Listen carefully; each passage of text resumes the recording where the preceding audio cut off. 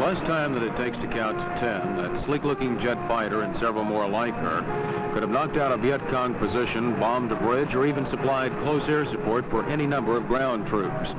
These are A4D Skyhawks and are part of the striking force of the 4th Marine Division. To date, there are approximately 11,000 officers and men in the 4th Marine Air Wing that compose the supporting air arm for this division. Other elements of the 4th Marine Division, mostly ground units, now number a little over 33,000. Following the Second World War, the strength of Marine aviation was drastically reduced. In spite of this, a number of Marine Air Reserve squadrons were maintained in a high state of training and readiness. Today, the story has changed again. The 4th Marine Division and Air Wing are made up completely of reservists. They come from all walks of life and from every state in the Union. Small towns to large cities, all have one common goal in mind. This to be ready if and when they are called upon to fight alongside their regular counterparts. During this program, we'll take a close look at part of the 4th Marine Air Wing. We will follow 3 of the Florida Marine Air Reserve units that are based in Jacksonville during their 2 weeks of annual active duty training in both Yuma, Arizona and New River, North Carolina.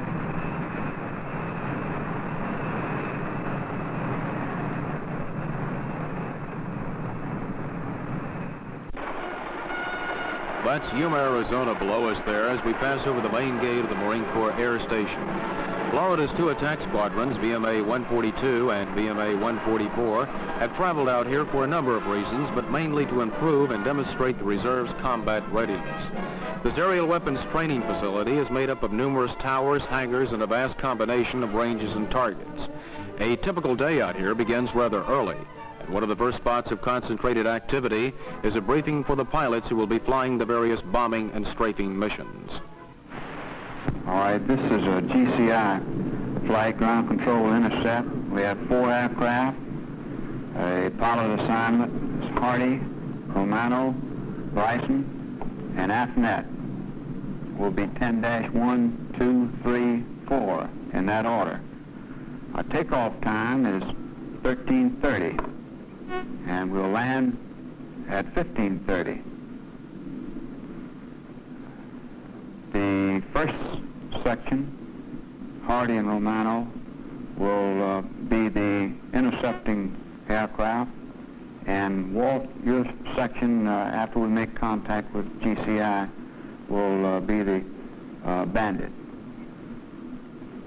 Dick, you've worked these GCI flights with the local Yuma radar. Yes, sir. Did you have any problem contacting or radio communications? No, sir. Communications have been real good, and the outfit seems to be real proficient. Done a real good job.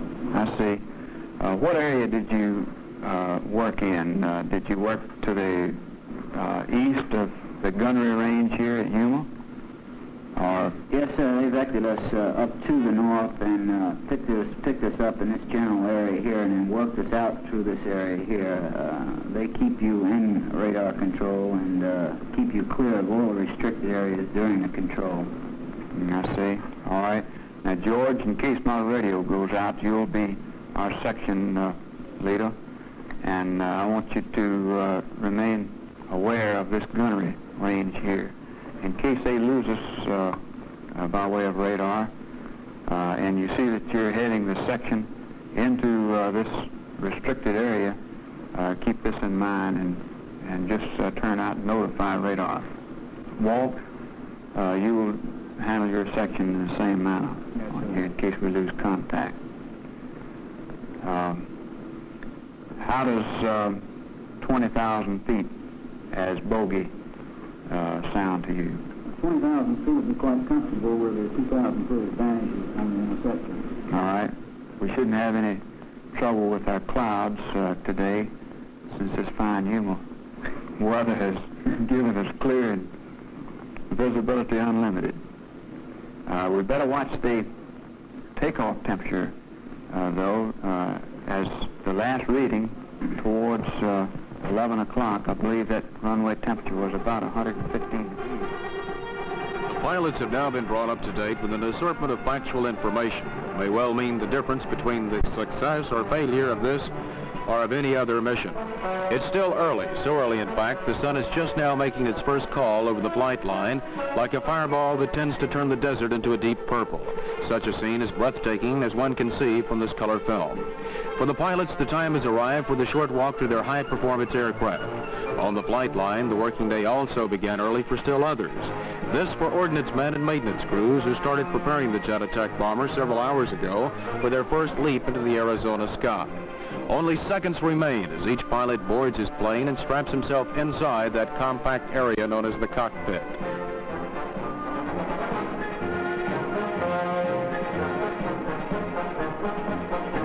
From the control tower, each pilot will be given the OK signal for a takeoff to the target area.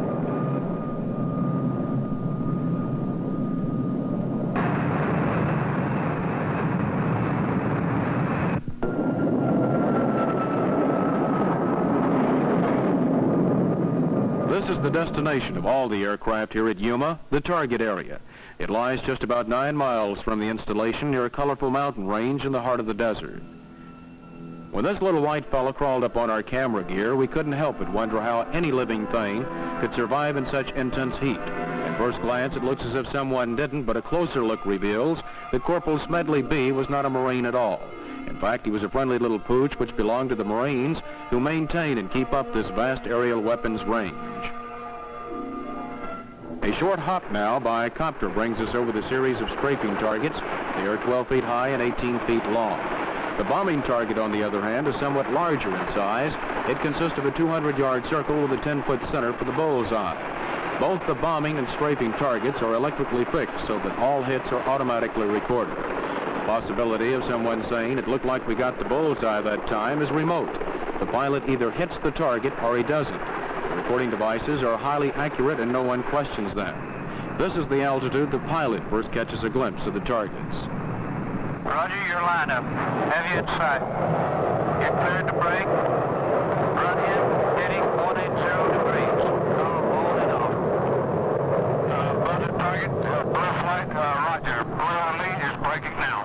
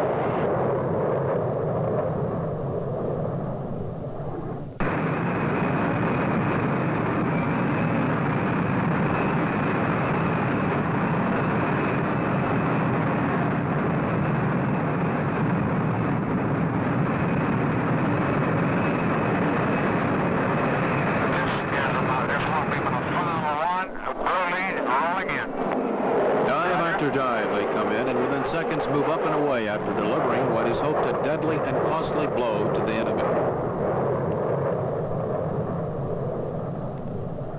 The backbone of an operation of this type is removed from the target area. It is found on the flight line. Following each mission, the planes return to the station where they are given a close going over and made ready for still another combat operation. If for some reason an aircraft is found to have problems too severe for simple line maintenance, it is turned over to the hangar crews for more detailed repairs. At this desert weapons training facility, a Marine finds he is faced with an inconvenience caused by Mother Nature: heat. When the temperature is usually 90 degrees at sunrise, it doesn't take long to heat up the flight line. In spite of the heat, ordnance men and maintenance crews who have the responsibility of keeping the jets airborne go on about their work. An assortment of bombs are carried and placed under each plane. All jets are quickly refueled and ammunition will soon be inserted into magazines with a 20mm cannons. All of this provides a readiness to cope with any situation confronting the nation and the President. I have today ordered to Vietnam the Air Mobile Division and certain other forces which will raise our fighting strength from 75,000 to 125,000 men almost immediately. Additional forces will be needed later, and they will be sent as requested. This will make it necessary to increase our active fighting forces by raising the monthly draft call from 17,000 over a period of time to 35,000 per month, and for us to step up our campaign for voluntary enlistments. After this past week of deliberations, I have concluded that it is not essential to order reserve units into service now. If that necessity should later be indicated, I will give the matter most careful consideration, and I will give the country due and adequate notice before taking such action, but only after full preparations. Although all emergencies do not require these Marine reservists, they maintain a high state of readiness and the expectancy that they could be activated for duty from the Arctic Circle to heat such as that of the Arizona desert.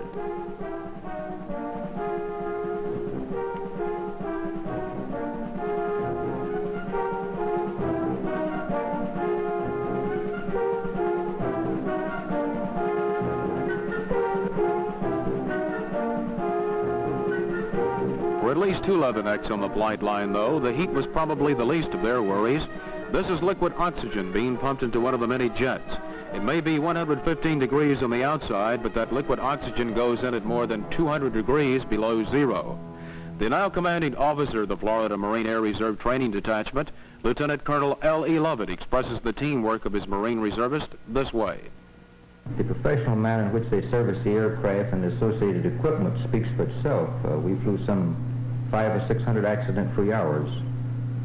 Working long hours under adverse conditions, extreme heat that's encountered in the desert, the troops performed in a truly professional manner.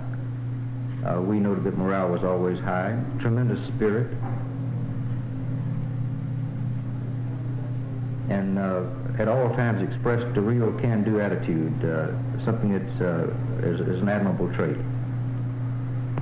This is more or less expected of the regular enlisted personnel, but these people, considering they only work 1 weekend a month and active duty training for 2 weeks out of the year, it's indeed gratifying.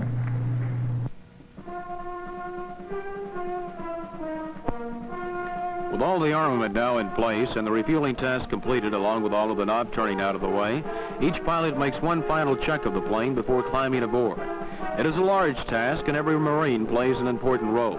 But even Marines are human and subject to mistakes, so therefore safety is the key word on the flight line. The jet starter is now inserted into the aircraft and the flight line becomes alive with the sound of jets.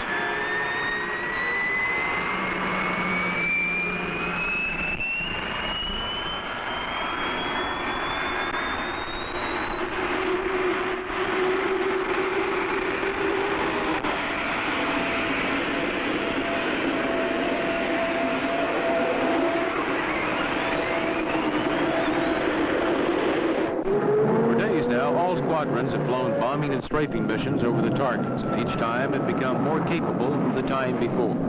Today will be the final test for all squadrons because it has been set aside for competitive exercises.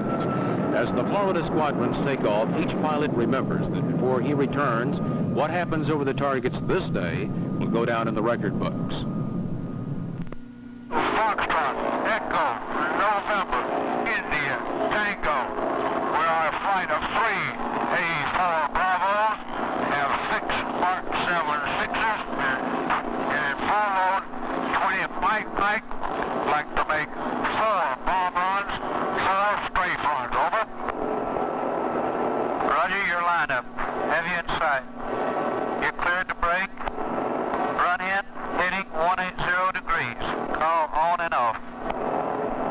Buzzer target, blue flight, roger, blue lead is breaking now.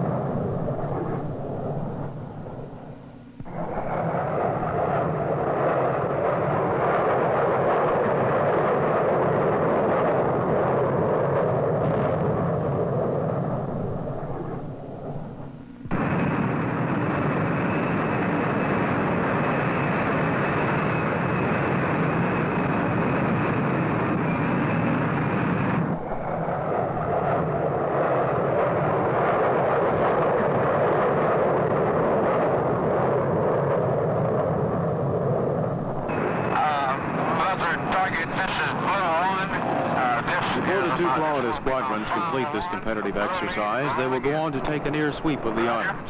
VMA 142 finished with the best squadron average in both bombing and strafing, combined with maintaining the best team average in bombing.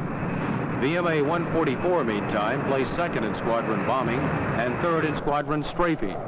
The high scores of the Florida pilots show that they were combat ready, and at the same time ready if need be to join in fulfilling the Marine Air Reserve mission.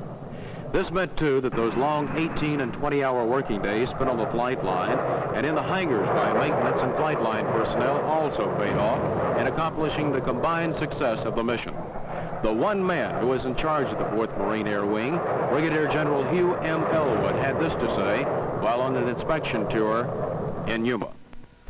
Applied without regard to what's going on in the world today, I'm sure that everyone in the country is interested in the readiness of our forces, and I might be able to offer something regarding the readiness of the Marine Air Reserve Training Command and the 4th Division Wing Team, because this is the period of the 2 weeks active duty for the reservists when I get around and take a reading on just how ready they are. Marine Corps has a commitment to provide a 4th Division Wing team within 30 days after they might be ordered to mobilize. The Marine Air Reserve Training Command will provide the 4th Wing portion of this Division Wing team, and their job is to be ready for combat deployment within 30 days after they mobilize. In the 4th Wing, it's just like a regular wing. They have attack aircraft who are specialists in close air support. They have fighter aircraft and the air control units to assure we have air-to-air superiority and all of the other facilities. I certainly have been impressed by what I've seen out here in Yuma. I know they're going to be ready at this time. Now, I don't think we're concerned too much about personnel. The organized reserves have been drilling during peacetime every weekend, and they come on 2 weeks active duty. If it were necessary to mobilize them, I believe that the American boys would come to the Marine Corps, as they always have, in adequate numbers. I don't really think we'd have any additional recruiting problems. How long, General, would it take to mobilize the 4th Marine Division, including the 4th Marine Division Air Wing? We think we could have them on station in a state of advanced readiness for about 30 days.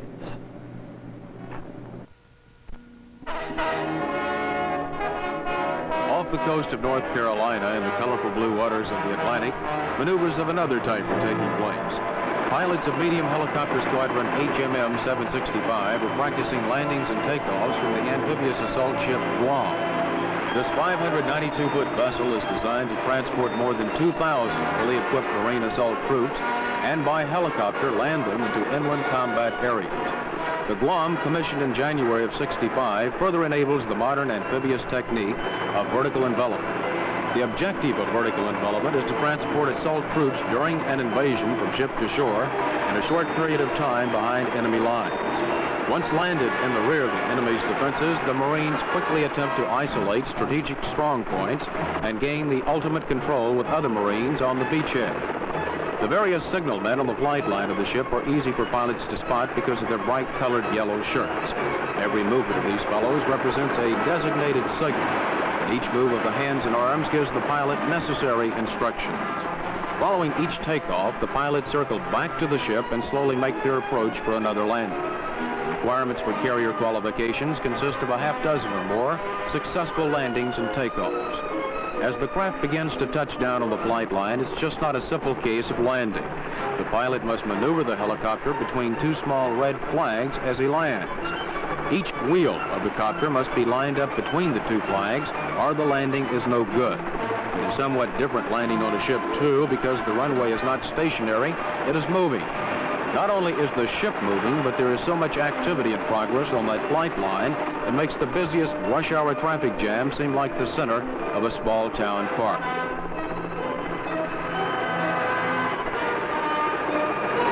On the other hand, the signalmen in their brightly colored clothing are so precise in their movements they give the appearance of conducting a symphony orchestra.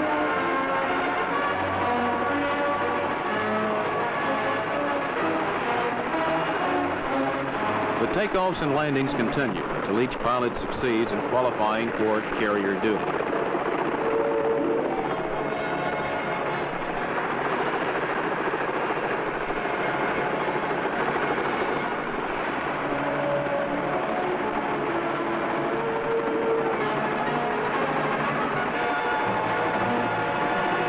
All of the helicopter squadron's time was not spent aboard the Guam, however. This is the Marine Corps' East Coast Helicopter Command, MAG 26 at New River, North Carolina. As was the case in Yuma, Arizona, with maintaining all aircraft in tip-top shape, the same rule applies here for the helicopters. Maintenance crews keep up to date on all mechanical changes and double-check their manuals to make sure. One of the regular maintenance officers at New River remarked that the reserves blended in so well with the regular Marines that there was no distinction between the two. Still another officer related that had it not been for Florida Marine Air Reserve mechanics, his regular staff would have been unable to meet their commitments aboard the Guam.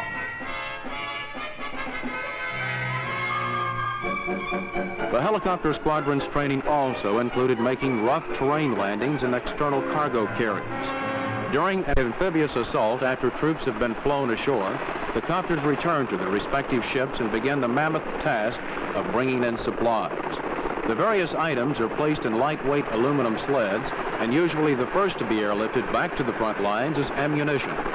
The copters make trip after trip from ship to shore, flying in the necessary amounts of cargo and dropping the supplies as close to the troops as possible. The advantages of external cargo carriers is quite evident. First, it only requires a limited amount of personnel to successfully complete such a mission.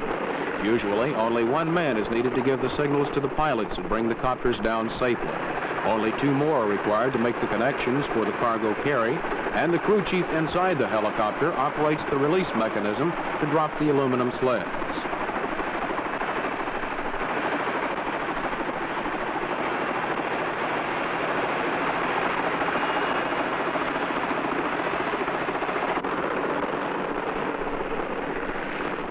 Both on land and off the coast of North Carolina, training went on at such a rapid pace among regular and reserve Marines that it brought high praise from the commanding officer of Marine Aircraft Group 26, Colonel F.C. Lang.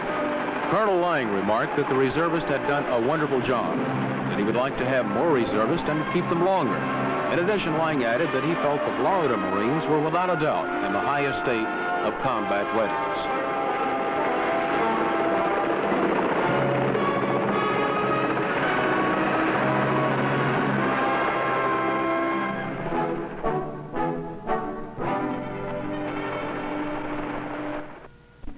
A ready reserve and sufficient force is actually nothing new to the Marine Corps, nor is it new to the business world. A reserve of sufficient force in the past has paid off for both military and civilian needs alike. In other words, when there's a shortage of anything, there's a need for a reserve, whether it be money, manpower, or any other necessity. The more ready the overall reserve, the less the chance of a crisis of any type.